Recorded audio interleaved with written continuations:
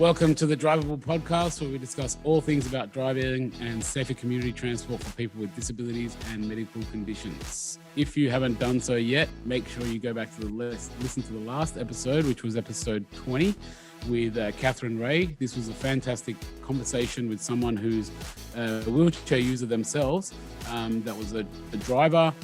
They actually got a disability when they were a bit older as well. So that I thought was pretty interesting to sort of see how much someone changes their life. And the fantastic part about it is that she's also a planning coordinator or support coordinator within the NDIs. And she gave some amazing tips and feedback on that.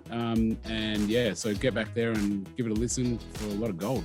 Yeah, and in this episode, g'day everybody. In this episode, we are actually breaking that down a bit. We're going to unpack the bits that meant more to us. So pulling apart some of the keynotes that we took through that interview and get into some of the, as we say, the nitty gritties of that last conversation and break it down for the end user so they get a bit better of an understanding. So ready to get this going? Let's do it. Driving is something many take for granted. But when someone has an altered ability, then driving or getting out and about in your own car can be challenging. The Drive Able podcast unpacks the world of driving with a disability so you can experience the freedom that you desire. I'm Brad, and with me is Ali, and together we have over 30 years of experience in driving and disability. Enough with the intros, let's get into it. All right, everybody, in this episode, we are breaking down the last episode with Catherine Ray. Catherine Ray had a spinal cord injury at age 38, where she fell from a balcony. I don't know how that happened. We didn't unpack that, but geez, that would have been a fairly big ordeal for everybody that was surrounding her at that stage. She said she doesn't remember it, but what a shock to the social system having that happen to somebody close to you. Yeah. So she went through the rehab process there in Sydney, but as she reflected, she's from a rural community in Tamworth. I'm from Adelaide. I don't know Tamworth other than the music festival. So, but as I understand, that's more of a rural community, more of a rural township. And as she reflected multiple times, the need for a four-wheel drive is much greater than a sedan at some point. So she reflected on how she had to get a car that she could transfer in and out of a car that she could transfer at the same height with a slide board, and we reflected on that. But that you can imagine with a four-wheel drive seats are a lot higher than a wheelchair, and transferring uphill could be quite significant. Yeah, it was interesting actually what she was saying about. One thing I thought was sort of interesting with her story was that she was often, a lot of the people that we've spoken to, and the common story seems to be people are young and stupid and they do something silly when they're young, and they sort of deal with these decisions later on. And her situation was sort of a bit older. She was 38, and then she's had an accident. And what I was thinking is a couple of things. First off, when you're older, you're a lot more set in your ways. You've got a lot more of a defined picture of your life in your mind, a picture of who you are. You know, you've been living through society and interacting with people a certain way, and you're pretty established. And obviously she was in banking, and she's definitely a very self-confident female. So she was definitely clearly pretty successful, well-to-do person, which in her mind, you know, everything's going well, and then bang, suddenly this happens. And that adjustment to me is quite, I guess, interesting, you know, and that's what she was saying towards the end, but also kind of at the beginning as well, linking to it, is that the walking is the least of the problems. You know, you get in the wheelchair and you move, and that's kind of it. But then you start going to your car and you go, wait a minute, crap, I've got a four-wheel drive. I need to climb up, you know, and I need a four-wheel drive because I live in a regional area. And then I'm this little step at my house, never even thought about that. And now I've got a little step I need to navigate. And so many little things start to almost fall apart around you, and you've got to kind of rebuild them. And that's such a mental challenge around that process. And I guess really what she was saying, which we've heard it time and time again, it's that family support unit, having those people around you with that right attitude and helping you to kind of push forward and understand this new situation. We could just about rename this podcast "How Great Are Mums." Yeah. The amount of times that mum gets mentioned as the backbone of support when people have their accidents or helping them through the process. Mums are amazing. At the time of this recording, we've just gone through Mother's Day. So shout out to all the mums, and thank you very much for supporting people through difficult times. It makes a massive difference, and it came out again in this one, and I'm sure it'll come out in multiple episodes to come. That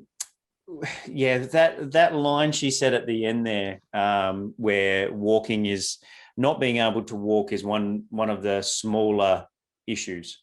But it's all the other things that are associated that maybe on face value, not being able to walk is what people see, but it's all the little things that people don't see that are more difficult. People adjust to what they can see, but there's the things that they can't see that people maybe don't adjust for. And she made mention of, I really want to reflect on this because I've written it down in my notes here, and changing her catheter bag in the car. Her vehicle is like her mobile bathroom, and using the car for being able to attend to her personal ADLs like that is something that is not always thought about, and it's one of those little things that are hidden from society. But being able to have that privacy to do that, especially where she goes out into rural communities, out onto Polo Cross, where there's maybe not accessible bathrooms and bits and pieces like that, having that privacy in your car to do bits and pieces like change a catheter bag is really, really important. No, it really is. And one thing which I guess I thought was really cool, which we really push, I guess, a lot as well, is this whole concept of choice with NDIS. Like, it was really interesting. Like, again, to go back to this mental shift, you've got a mental shift, a massive mental shift of who you are, and then not only that, you're basically being told these are the only one or two devices available, and you're gonna have to figure out your life with these handful of little things, and God, it would have been so tough in the pre-NDIS days. Like, it's almost hard to imagine that a world we operated as a society for, because now, like, as she said, it was really interesting because that compromise on the product is something which that part of the cohort of the industry or people, with disabilities have been used to. Making compromises because they've obviously got to compromise a lot in their lives. And even I found within that conversation, I thought it was quite surprising that even post NDIS coming in, Catherine hasn't even tried to change her car or look at a different hand control, and saying, I don't need all the blessed bells and whistles. And that's a common kind of mindset. A lot of people kind of, think, I don't need all this special stuff and, blah, blah, blah. But I often challenge that, and it's not special or bells and whistles. I think that's a little bit of an Aussie thing. We like to kind of tone things down, and we don't like the whole tall poppy and, having all these extras flashy stuff. But I like to challenge that and say, what, I push back and say, I need what I want, and I need what I deserve. And maybe it doesn't work now, and maybe it worked before. And, but that story of, I need to put it on cruise control. And then when I get into the city and start using it, it hurts my shoulders. That's the wrong product. It's nice and simple, it's very clear. Let's unpack that a little bit more, because that's what these sessions are about, this follow-up episode. Let's get into the nitty-gritties of why she might be getting some shoulder pain with that older style hand control. Look, we're not out, this is not about upselling products at all. This is about helping the community understand what the benefits of one control versus another control is all about. And those older style push-pull hand controls. So if you can imagine with your right hand, where you just underneath where your indicator would be, you've got a lever that sticks out, and that lever you literally push forward with your arm, and that literally is connected to the brake pedal and pushes the brake pedal down. Most hand controls are connected to the brake pedal in that method. There's some high-end electronic ones that aren't, but most of them have this mechanical rod that literally pushes the brake pedal down with your arm pushing forward. That's the basic premise of braking in most hand controls.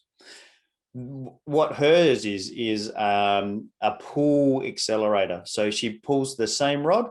So she releases the brake back to the neutral position and then pulls that same rod. And what that does is, probably in her car, it's counter levered, and it pulls above the accelerator and depresses the accelerator through a seesaw type of action. That's getting way into the nitty gritties. That's not important. But what is important from my point of view is that she's using a shoulder girdle to pull back the accelerator arm and the accelerator rod and pulling that back. And she's using the muscles in the back of the shoulder blade and also her tricep and anterior deltoid in her shoulder. There's a whole lot of muscles that have been recruited there to pull. But then what she's saying is she's getting pain in the front part of her shoulder.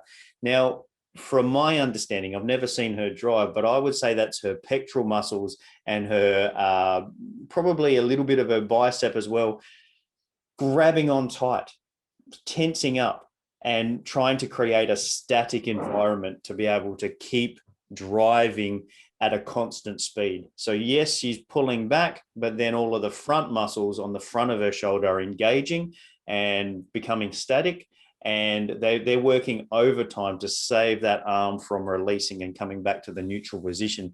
And I believe that's probably where she's getting her pain.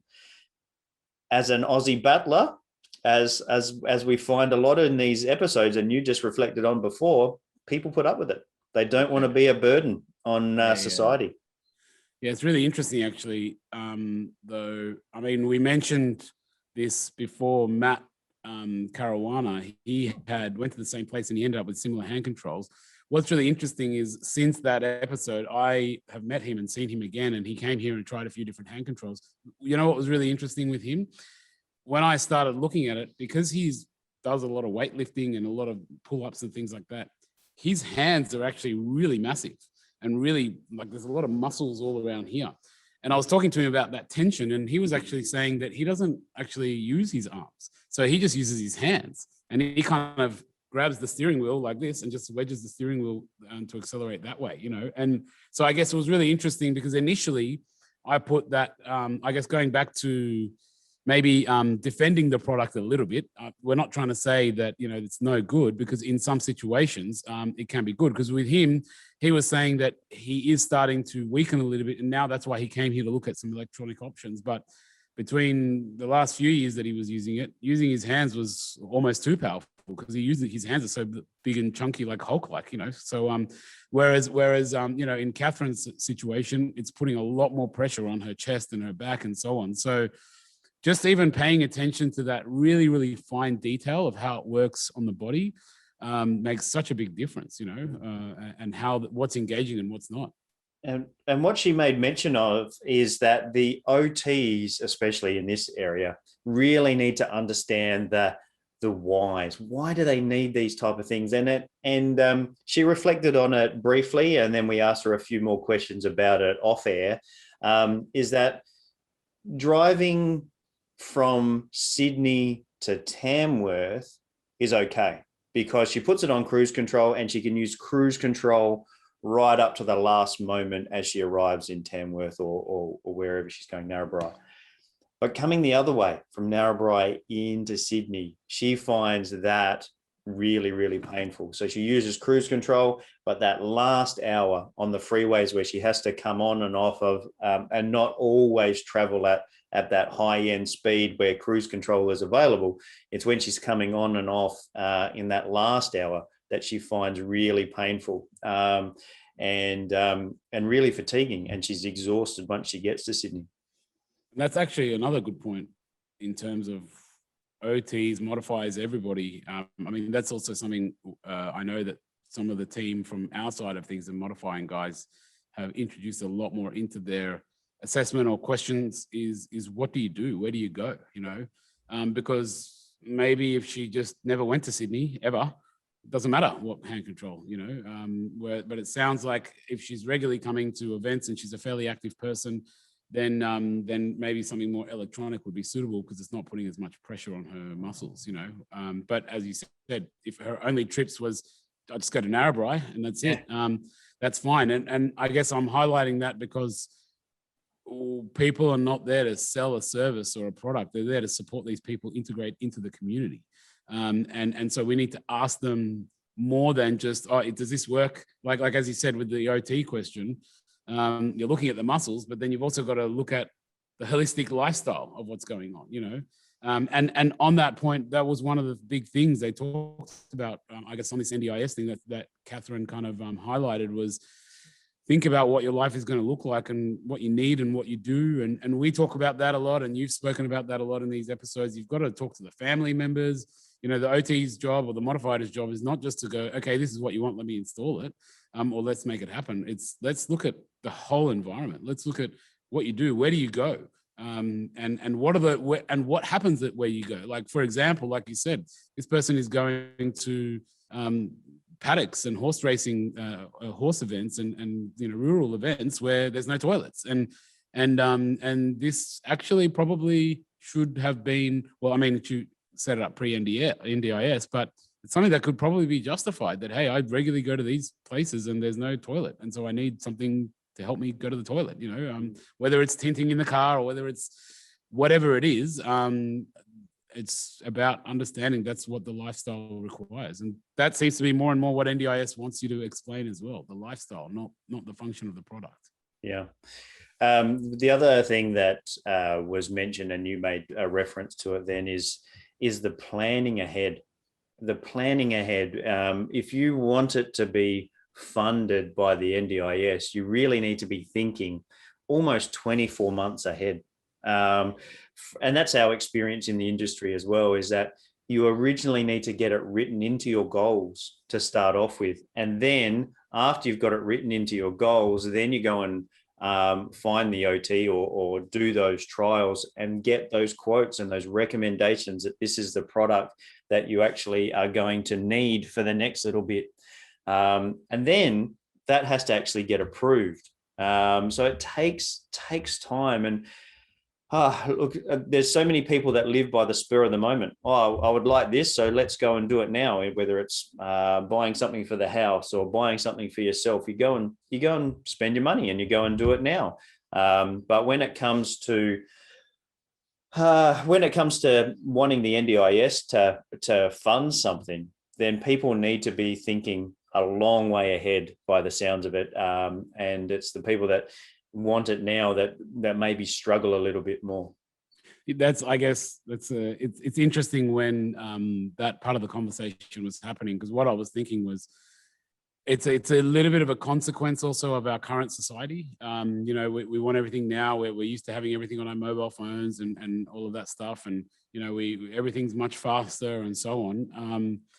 And when you're disabled and you're in a wheelchair, whether you like it or not, things move a lot slower, you know.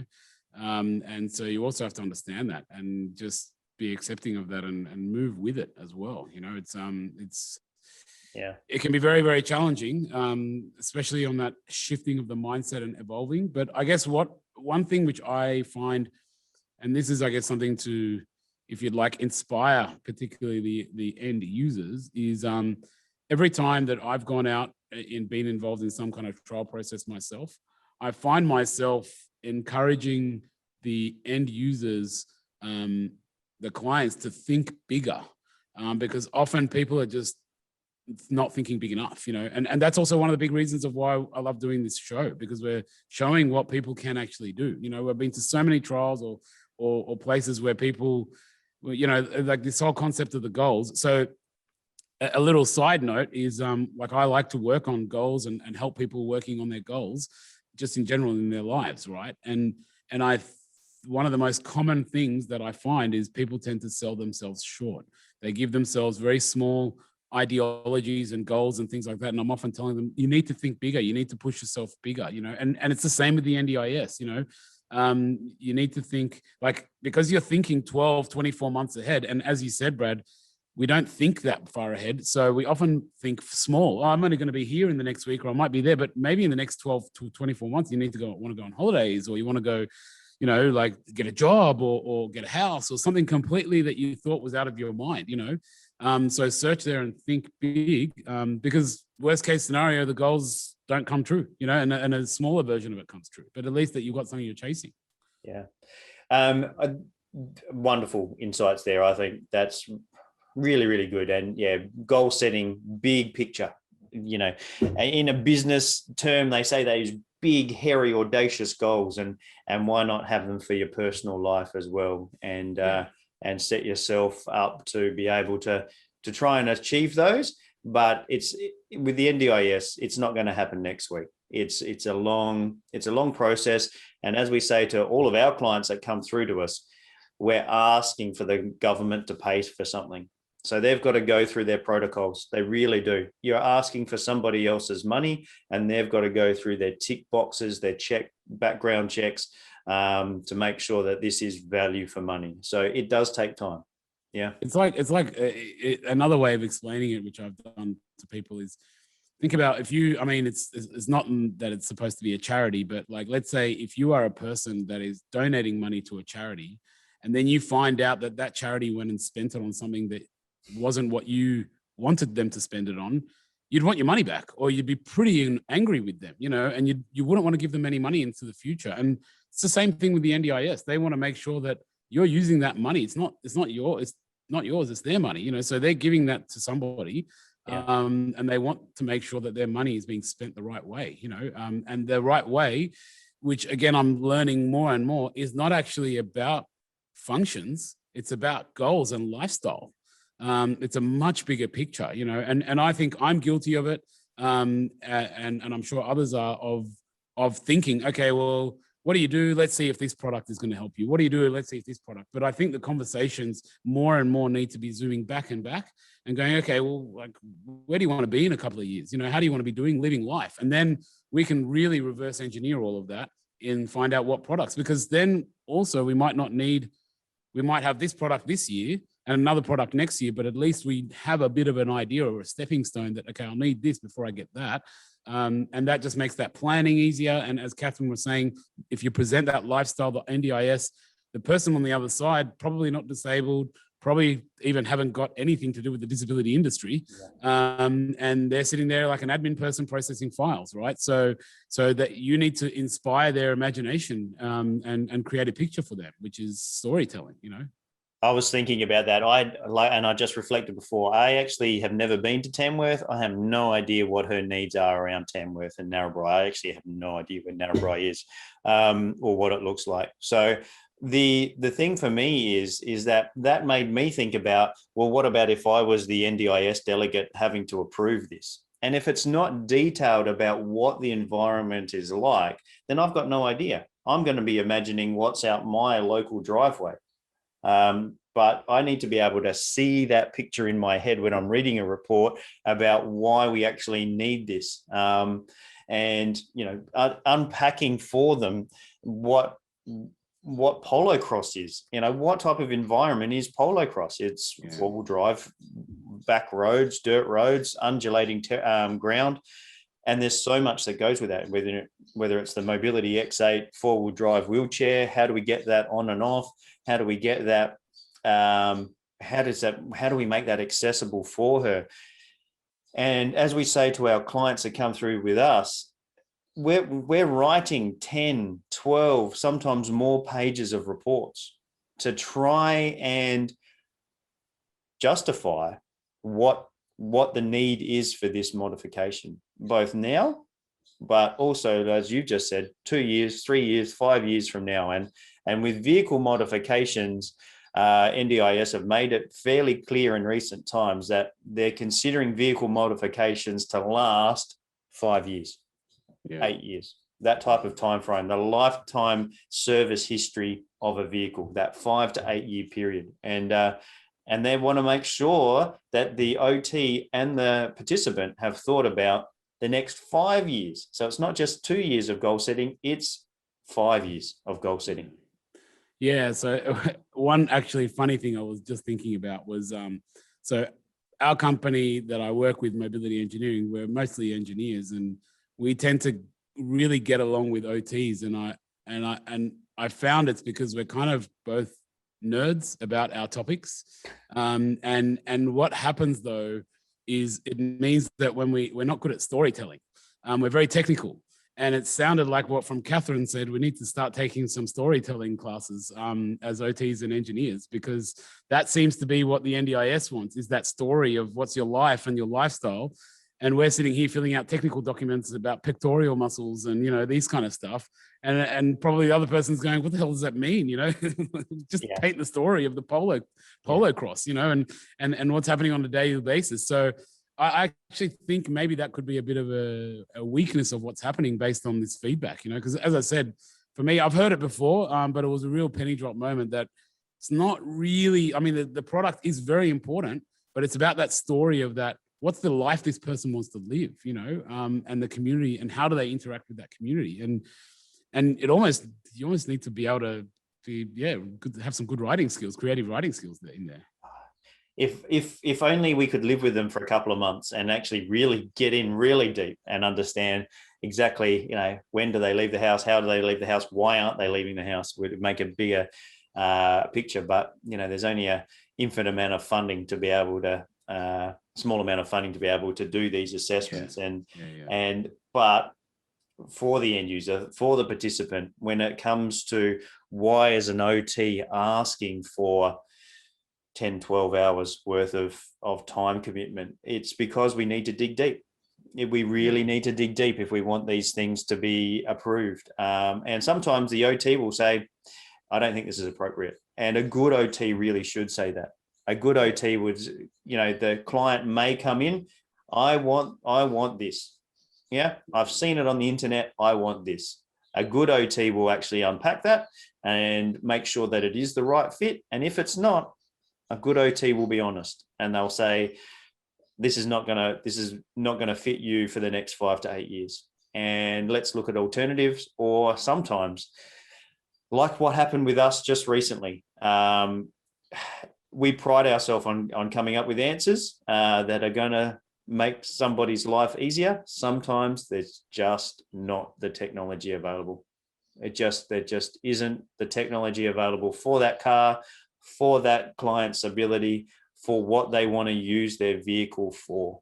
And when you put all those 3 pieces of the puzzle together, sometimes there just isn't a solution.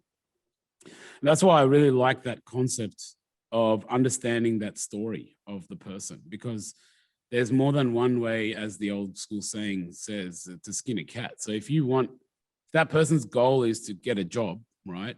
Or I don't know, whatever goal it is, and they want to go into town, then, and as he said, if because of that situation, the car can't be modified, well, then we can zoom back and go, rather than saying, all right, well, we're going to leave, we can go and figure other ways to get you into town or whatever it is. But we're not focusing on what do you need to get you driving. We're focusing on what do you need to create that lifestyle that you want, And I think that kind of that focus, that slight shift in focus will make the problem solving a lot easier.